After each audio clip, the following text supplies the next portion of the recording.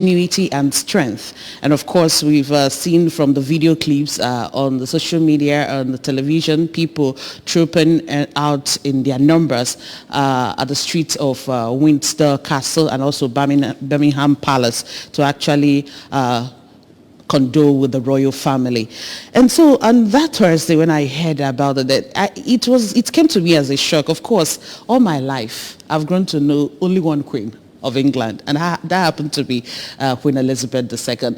And I keep asking myself how I will refer to the now King Charles III, that's now took over from the mother. But then again, it came to me as shock. Let's start from when you received the news, or when you heard the news, how the feeling was for you.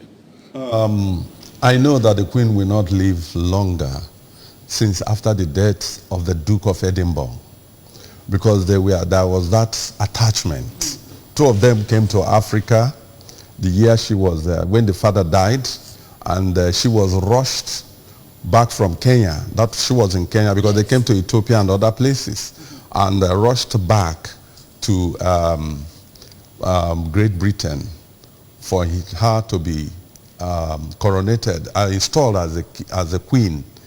And this thing. So I knew when in February she started putting her house in order and arranging so many things, because since 1917 till now, the Windsor family has been on the throne and things like that. And the Queen started putting her house in order, making Charles to be the successor, because with what happened over the death of Diana, people never wanted Charles for anything, because Charles married a woman that was married before, Camilla, which wasn't married to Bowles, and it wasn't supposed to be so, because King Edward the Eighth, who was supposed to be the king before George, the father of the Queen, was not allowed to be king, because he was asked to choose between his wife, a divorcee, an American, and to choose the throne. The man decided to say, a wise man said, I'm going to go for my wife. And that was how the thing came to there, because he was the elder brother of King George VII. So we are thinking that the same thing will happen, that the next person should be the king, which is Williams. But the woman tactically and cleverly avoided all these things and now said that Camilla will not be the queen, but rather Camilla will be the queen consort. Okay.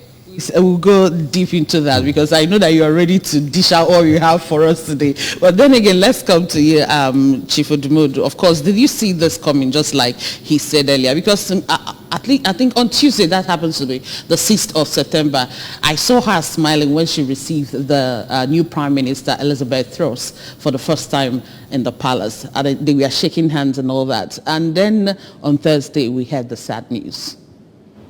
Thank you very much. Yeah, certainly I know that because of the Queen's age at 96, she has become old, certainly.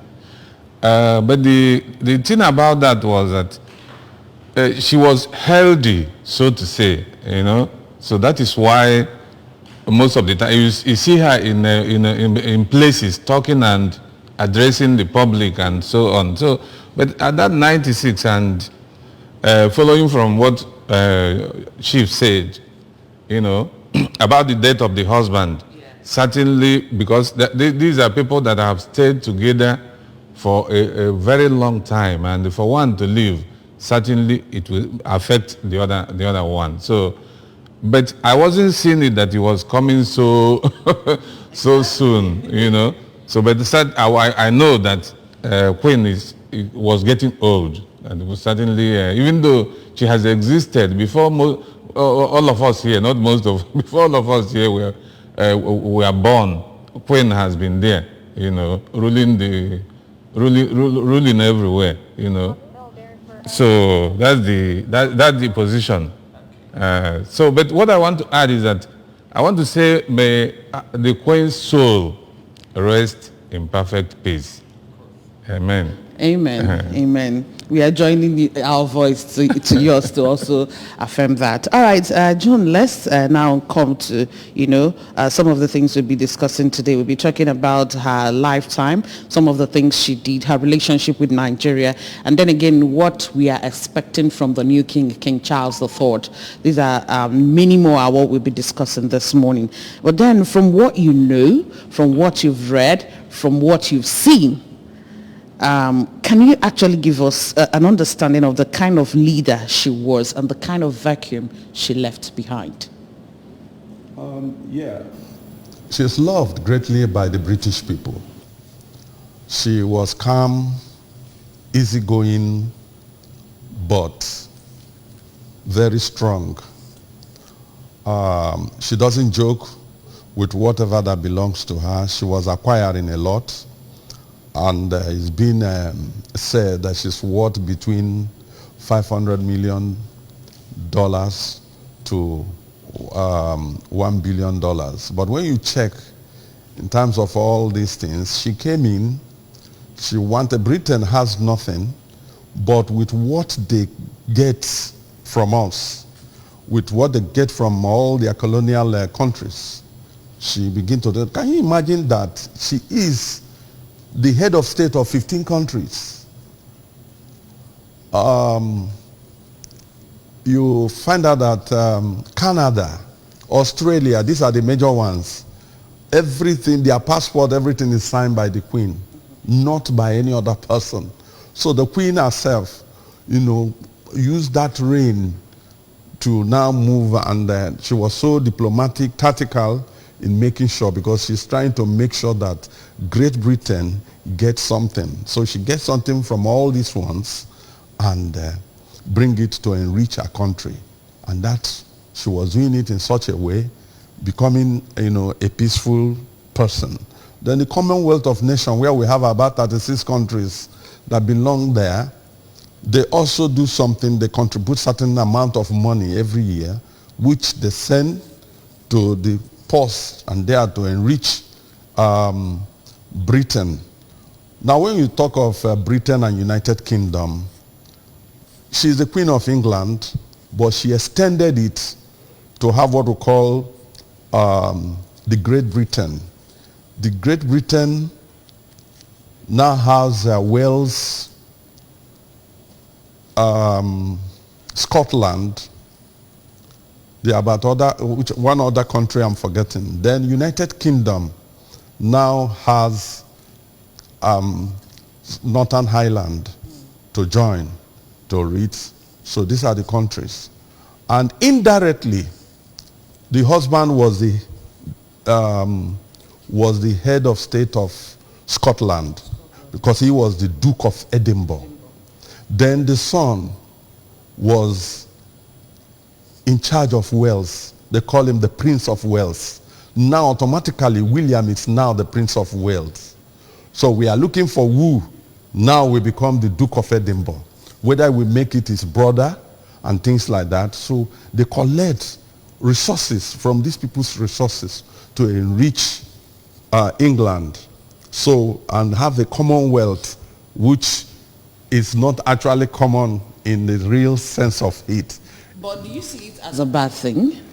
No, you want to enrich yourself, okay, thereby enslaving other people, making other people look poor and so on, and things like that. Can you imagine the star which she puts on her crown, which is being valued at more than $400 million today, was written and signed that it was a gift from South Africa. So who are the people who gave you that gift? It was the white who stayed in South Africa, not the black South Africans. So you see, she deliberately enslaved us, choked people to make sure that she collects whatever we have and channel it to this thing.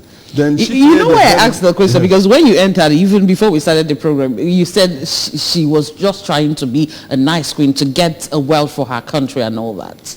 That's what she did. Okay. But for those people it's just like somebody coming to enslave me. It's good to the people is using my resources to enrich. But to me, she will not be good. Because that was why what kept Britain, France living today was what they got. If you ask all the Francophone countries in Africa to be on their own, then France will be in trouble because they are the people feeding France.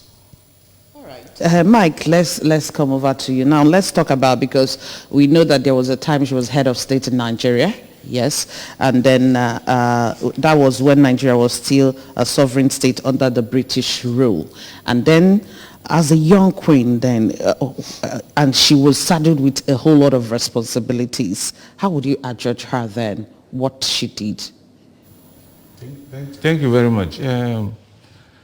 Looking at what transpired, over time, I think Queen was being diplomatic, and looking at Africa then, looking at Nigeria, precisely, you see that we were just coming up. Nigeria was just coming up from amalgamation. They did the amalgamation for us. They, the independence, they gave it to us. So they were controlling us. If they had not controlled, ruled us the way, to the extent they did, I think we couldn't have found our feet. Queen did a lot to Nigeria and maybe then to the Commonwealth nations. Because if the British were not there, people were behaving like, let me say, they were not behaving properly. People were behaving like animals. Put it that way. We were not educated. They brought that education to us. The Christianity we are talking about today, they brought it to us. And these things are the things that even made us to get to where we are today. So while they were doing all those things, I don't think they will fold, the Queen will fold her hands, or the British will fold their hands and be looking at us. While they are working, they're supposed to be benefiting. So Queen really, because she's an international legal personality. I don't know how to describe her. It's what, maybe, if not number one, but it's one of the figures in the world today, number one or number two. So she did a lot. But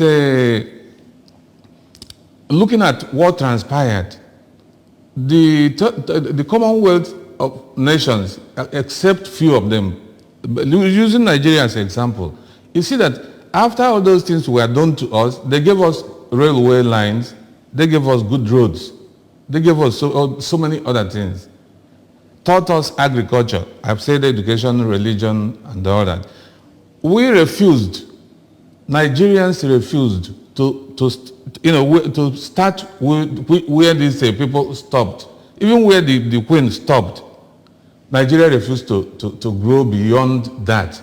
We kept talking about them, the way they marginalized us, the way, even up till today, we are doing election is coming up next year, and you still see Nigerians rushing to London. They go to Britain to have their meetings. That one is not the making of the Queen, because these people just decide that it is in London or in Britain that is where they will achieve what they want to achieve. And that's, there is one spectacular thing about the Queen that I read, that they said that she never traveled outside the country for her vacations.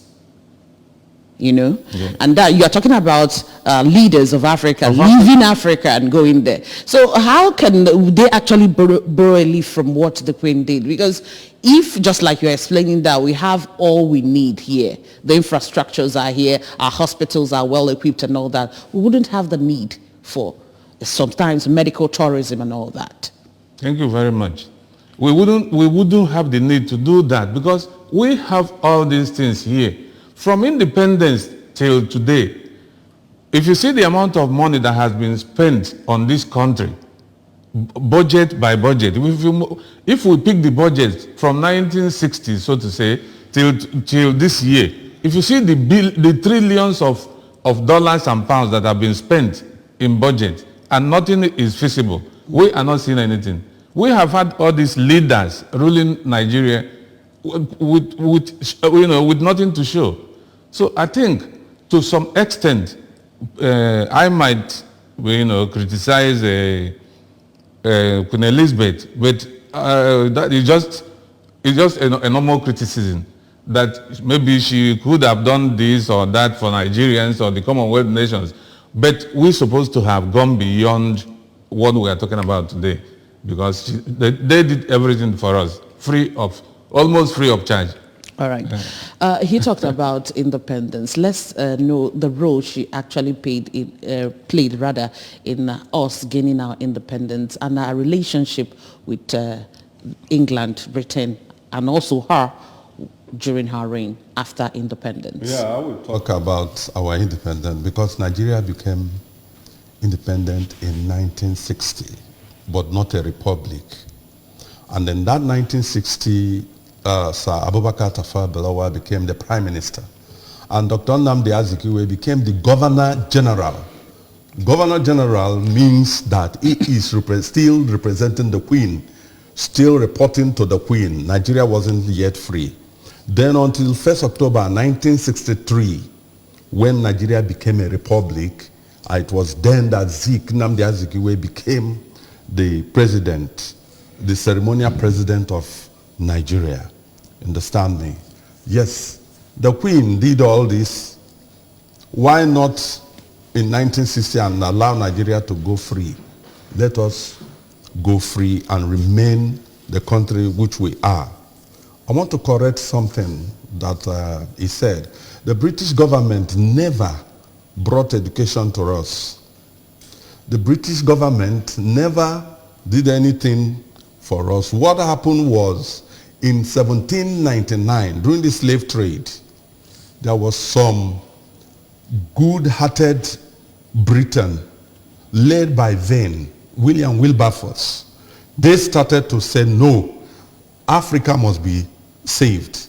And King George III now signed the declaration that was in 1803, that no more slave trade, the abolishment of slave trade.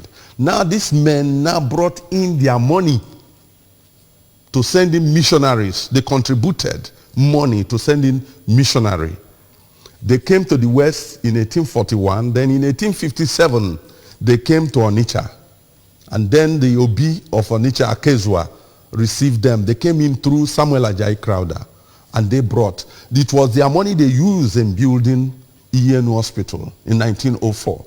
Their money they used in building DMGS. And you say they are from where again?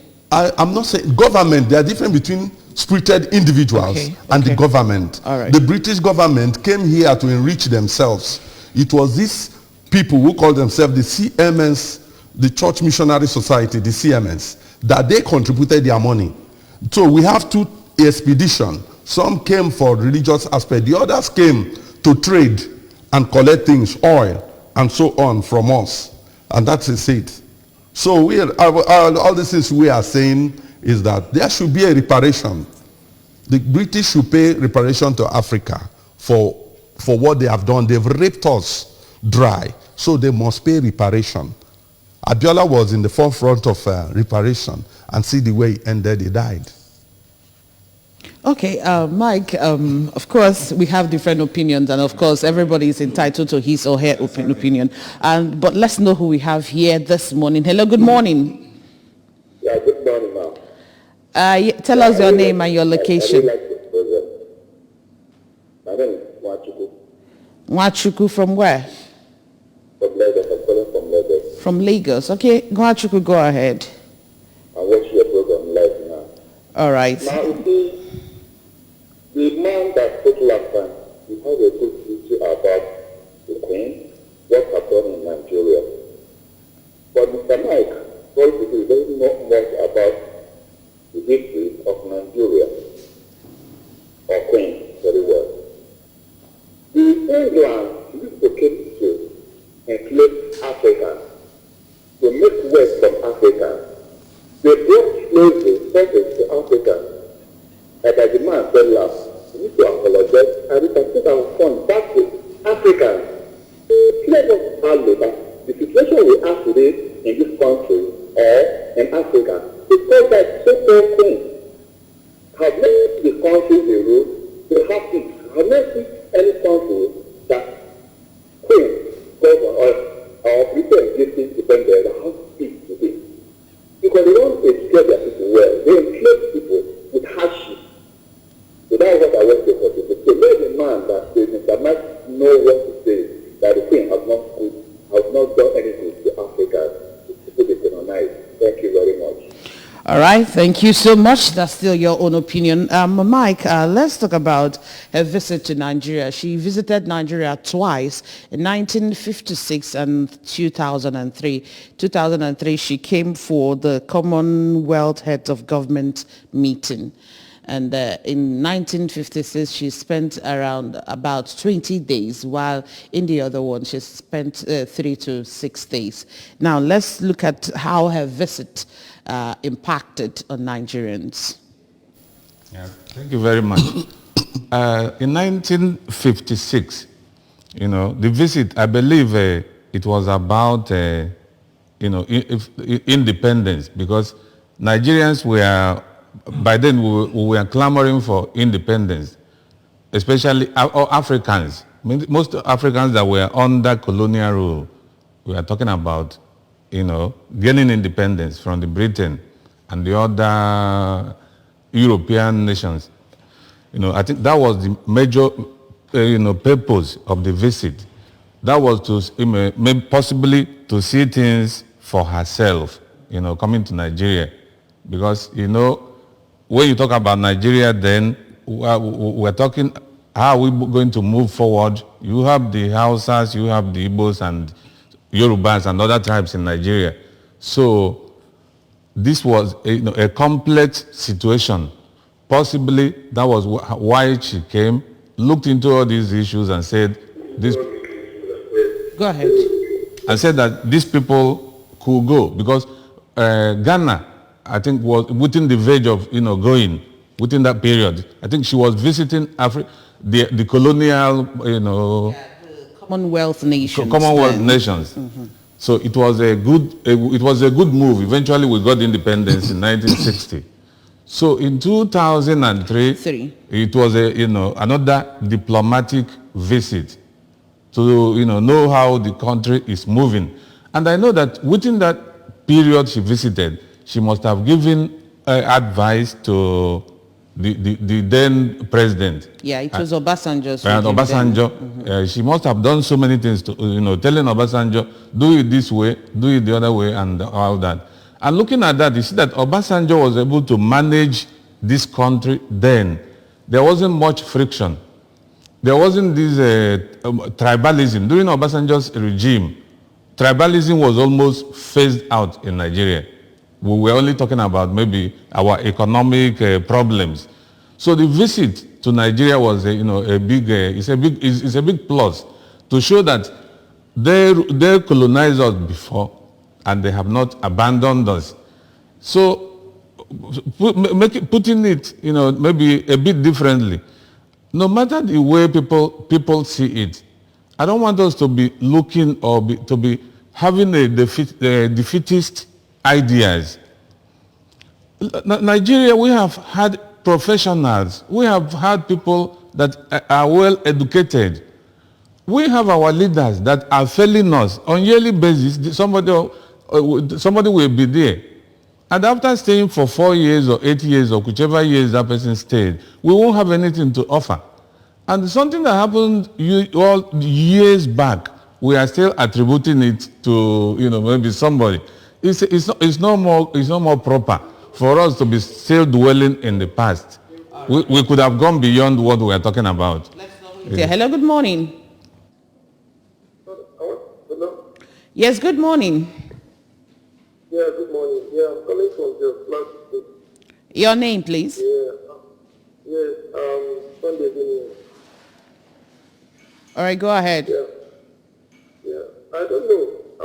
We keep always blaming the Britain for our failure. These people have colonized us. We are the ones blaming ourselves, directly and indirectly. Okay. We should be held accountable. We have leaders in this country who lead us and they fail us. We don't hold these people responsible. We keep calling Britain. It is wrong of us to be saying that. We should hold ourselves responsible. That's all I have to say. Thank you for that. All right, thank you so much for your contribution. All right, John, the president in his condolence message to the royal house, he said that we can't actually write the history of Nigeria without a chapter of Queen Elizabeth II, and that also he supported the unity of Nigeria during the Civil War. Now, what's your reaction to that? Yeah, you see, that is another thing that is causing a lot of problem and so on. I want to correct something. When he came during the Obasanjo regime, he did not come on a state visit. She came for the Commonwealth meeting, which she was the head of Commonwealth. So it behoved on her to be part and parcel of that meeting. So not coming to discuss with Obasanjo how you are ruling your country or what is happening. No, but what he said, of course, she might have chipped in one or two advice. She chipped in so something. let's go ahead with when she has, was I he asked. Obasanjo's advisor to know that she chipped in something or things like that? No, it's not so. She came on her own on something with all those things. I mean, what is the trade relationship in terms of trade between us and Britain?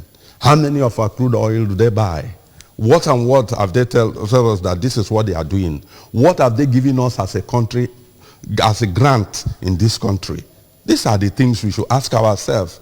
In terms of military support, what and what have they given to say we want to support Nigerian this thing? We spend a lot of money to send our forces to go to Sandhurst and Montmel to go for training and things like that. It's on their own gain, not ours, or something like that.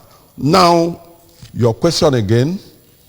Talking about the president's condolence message to the royal family, that we cannot write Nigeria history without a chapter of Queen Elizabeth there, and also how she was supportive during the Civil War for the unity of the country, Nigeria. If that wasn't support, because it was a one-sided support, you sided, there was a war between a part of Nigeria and the men and the other part of Nigeria. What you will have done is to bring the two together and make sure there was unity, and not supporting one group with armament and asking the other group to go and things like that. That was a wrong one. What she would have done was summon the then people. Nnamdi Azikiwe was on the side of Biafra with Ojukwu, and the other side, summon them to Britain and let there be peace and settle, and not to take side. Britain took side. Harold was the prime minister then in Britain. They took side, and they saw what happened, and we lost 3 million Igbos in that war.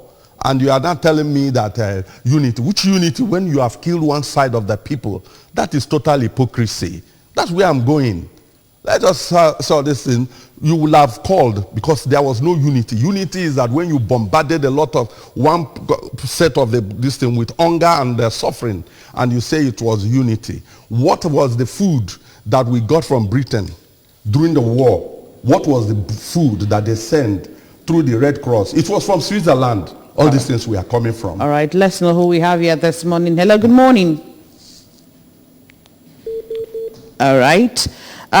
Quickly, let's take a short break. Let's get people's opinion on the topic we are discussing today. We are talking about the death of Queen Elizabeth II, the end of an era. Let's hear what people what we interviewed have to say.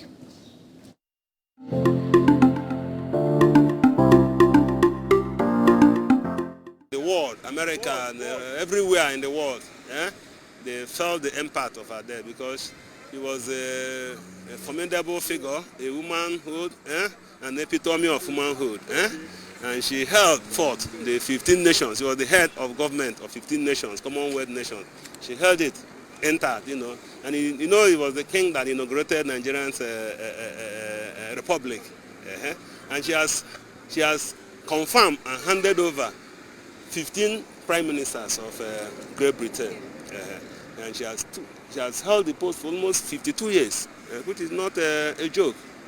So women of these days should learn from her. She was an humble human being, very down to earth, and in spite of her beauty as a queen. She's someone that really don't allow the culture. When I mean culture of the England culture, UK culture deviates. She has always maintained the culture from onset, no matter how old it is, no matter how archaic it looks. She always makes sure she's following that footstep of the father and of the kings and queens. She had a positive impact in the world, especially when it comes to women inclusiveness. I'll give you a quick example. A few years ago, she amended a constitution, a royalty constitution, that has to do with the line of succession. Females in the family, even if they are older than a male, is always taken behind until all the males have,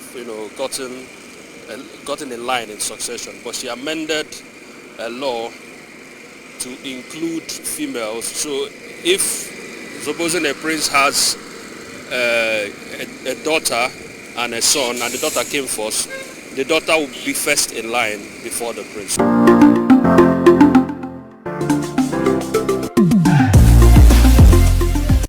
The show is still the Good Morning Anambra show right here on ABS TV, and we've been looking at the end of an era since the death of Queen Elizabeth II.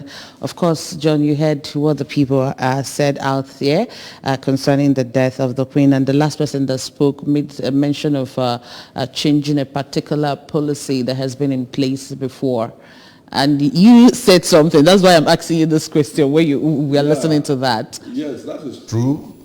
But that wasn't changing because there has been, right from time, the British have their own destiny. It was even worse than this until 2015, when we had the Magna Carta, which is called the Great Charter, because the royal household can decide to kill you and nobody talks. So the people protested, which I know that in future there will be another protest again that will end this royal thing on something like that. So that particular law has been there, and that is it. Hello, good morning. Hello? Good morning. Good morning, ma. Morning, please. Okay, go ahead. This is Gina talking from Benue. My friend there is saying for Elizabeth II didn't do what he should have done. That he should have supported both Biafra and the federal government. But I remember at that time I think either in the primary school or in college. I think Biafra was regarded as a secessionist group, which was not recognized by any country. How would Queen Elizabeth II come to Nigeria to bring Biafra and the government as if they are two different countries? So I just want to correct that information. Thank you. All right, thank you so much. Now, this is in reference of what you said, actually, her support or the role she played when we were having the civil war in Nigeria. She's now saying that Biafran wasn't recognized anywhere in the world then. Well, I never said, what I said is that she would have brokered peace between the two parts of a nation, which were under her. She would have brokered peace. And that is it. In as much as the money of the Eastern Nigeria that was in the bank, when Biafra changed to Biafra pound, those money were confiscated. We are not talking of that. She will have brokered peace. That's what we're saying. All right. Let's come back to you, Mike. Of course, if you agree with me, there's this African proverb that said that a library has truly been burnt. Of course, we have lost an icon in the person of Queen Elizabeth II. This is somebody that actually, her reign came accidentally because she wasn't supposed to be the queen and all that. And then at a very tender age, at the age of 26, she assumed that throne, and then with so much responsibilities. And she still did so well for her nation and also the Commonwealth nation. Now, my question is, how can this the leaders of today, the African leaders, because somebody that actually called said that we should stop blaming the Britain for what they did for us and what they did not do for us and all that. How can the present leaders in Africa borrow a leaf from all that she did for her country and also for some of the country under the Commonwealth nation? Thank you very much. I think the Queen Elizabeth has done so great to both Britain, the Commonwealth nations, and the world at large. Because if you look at the world leaders that are living today, you know, almost all of them are sending in their condolence messages, including Russia, the President Russia. Putin has done, the President Putin of USSR, of Russia, has done that. He has sent a condolence message to Britain, to Great Britain, and the family of Queen Elizabeth. So I think she's an international personality. Then the leaders of today, whether we believe it or not, I think they have failed us to a reasonable extent. If you go to South Africa, after the apartheid, it wasn't moving. You know, it was from one crisis to the other. You come to Nigeria, it is from one crisis to the other. Herdsmen are there. Universities are on strike for 7 months. These are issues of leadership, and so many other places. So I think people should borrow a leaf from Queen Elizabeth, because if you are ruling as a monarch, as a head of state, or as a president, you should be looking at the well-being of your people, the well-being of your country. Get it right. Get it right from, you know, if it means emulating or copying from some other places, that these people are doing it this way, let us move this way so that we get it right. Like in Nigeria, we are watching a situation where our inflation has been moving up to this time, I think it's about 19-point-something%. Mm-hmm. So this is the country, Nigeria.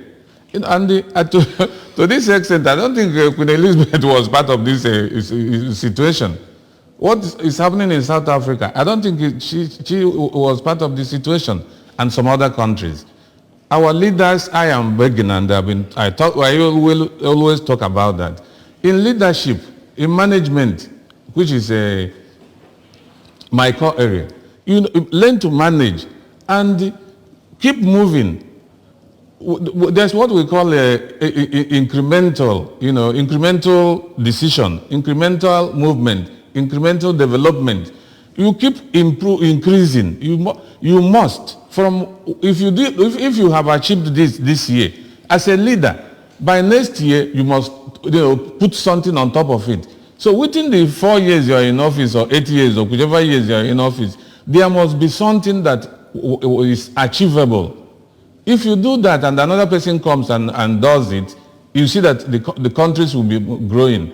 But in Africa, you don't see it that way. Instead, we are coming from up, going down. That is exactly what is happening in Nigeria and some other African countries. The Asian countries are moving. We have the Asian tigers. We have look at China. A few years ago, China was still underdeveloped, but today they have picked up. So I think African leaders, especially Nigeria, we have to look inwards. Borrow a leaf from the Queen and some other presidents that are doing fine, so that we key to it and develop our people, create employment. Well, the health scheme should be in order. Every other departments, every other ministries, every other things we are doing should fall in line. Look at the Queen, the burial and the area. Everywhere there was green area. Everywhere they are moving is green area, and it is not something that came from the moon.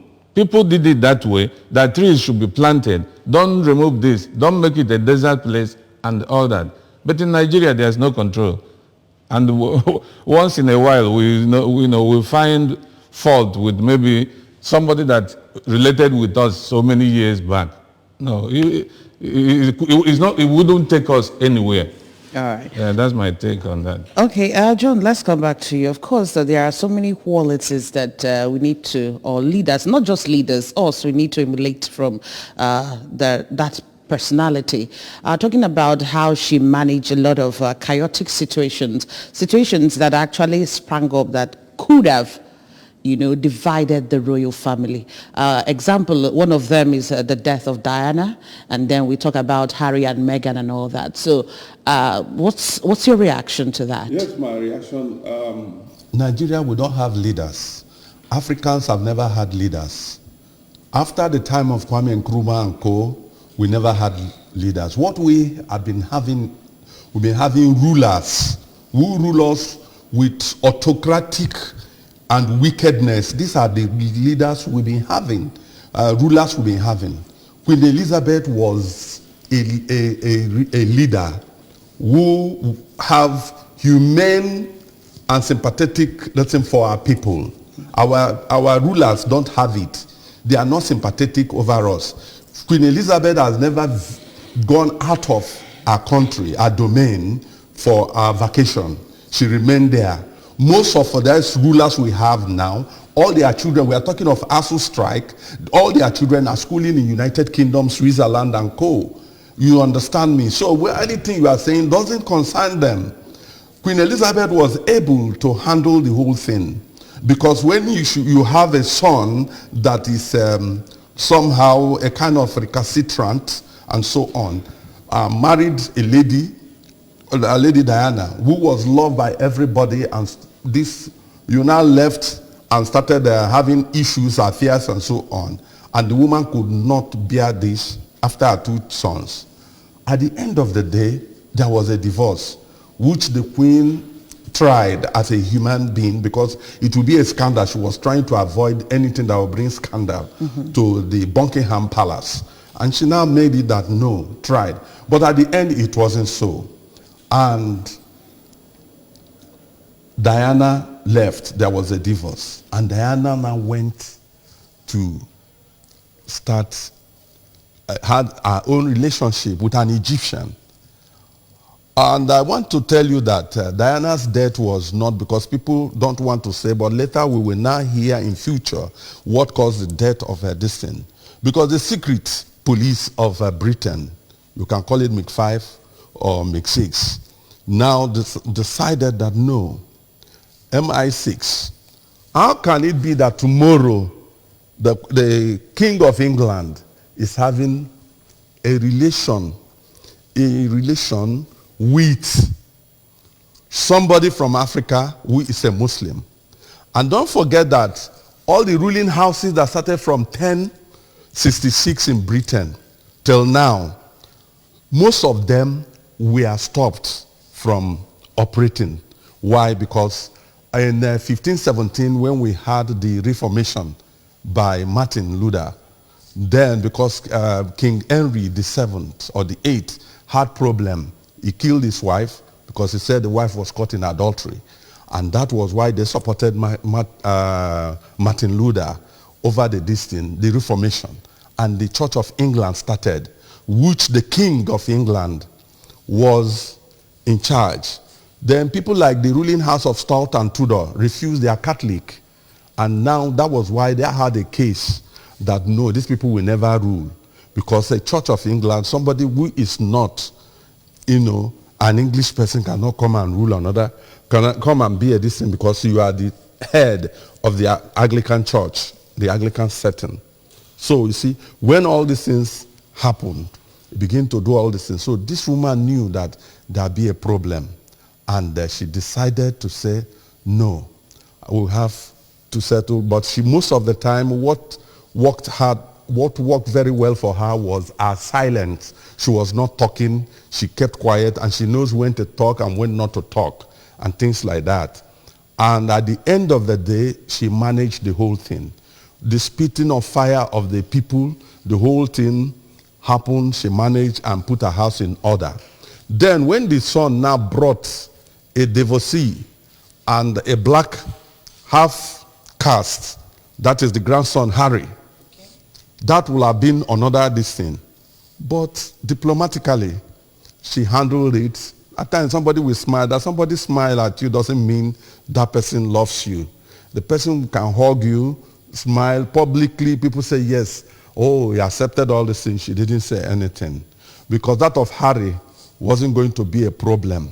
And that was why she quickly put her house in order and said the next, after Charles, the next person that will be king is William. Right. And after William is the first child of William. I think I would go by the word she quickly put her house in order. I mean, that's a good quality every leader should yes. get. Okay, now Mike, as we are rounding up, let's let's look at what the future holds for the world and also Nigeria and England too, after the demise of Queen Elizabeth II. And also let's look at how our relationship as a nation will be with Britain, and now that King Charles III has assumed office. Thank you very much. I think with the death of the Queen, certainly we will notice some changes, which is usual. There will be changes because Charles, has just come. Even though he has been there within the dynasty, he knows what to do. But for the world to have some changes, the world will certainly have some changes because the Queen has related with the world over about 70 years now or thereabout, and that relationship to be broken, suddenly, and somebody steps in. But because the royal family or the Britain is people that are knowledgeable, they are intelligent, they are diplomatic, I know they will know how to carry everybody along. So it wouldn't be much of an issue, even though we might have initial issues here and there, but eventually it is going to normalize. All right. Yes, it's going to cost the British people a lot. It's going to cost them a lot. It's going to cost them the change of the pound sterling. The picture of the Queen has always been there, so there's going to be that of Prince Charles. You are a banker and a financial man. You know what it takes to print money. The stamp will change. The passport will change. No more the picture of the uniform, the military uniform, where you have the edifice, the fix of her will also change. All right. So what are your expectations from King Charles? Now, God bless the king. No more God bless the Queen. Of course. Then Charles has no option than to be good. He's an old man. All right. So he will do well. All right. Well, on that note, we want to say a very big thank you to both of you for joining us today. John Ifejika, thank you for joining us this morning. Thank you. God bless you. And also to you, Ichie Mike Odumodu. Thank you for being with us this morning. Thank you. Thank you, viewers. Well, that's it on the show this morning. The death of Queen Elizabeth II, the end of an era. Thank you so much for joining us on the show. My name is Chidima Oranwa. See you again tomorrow. Bye.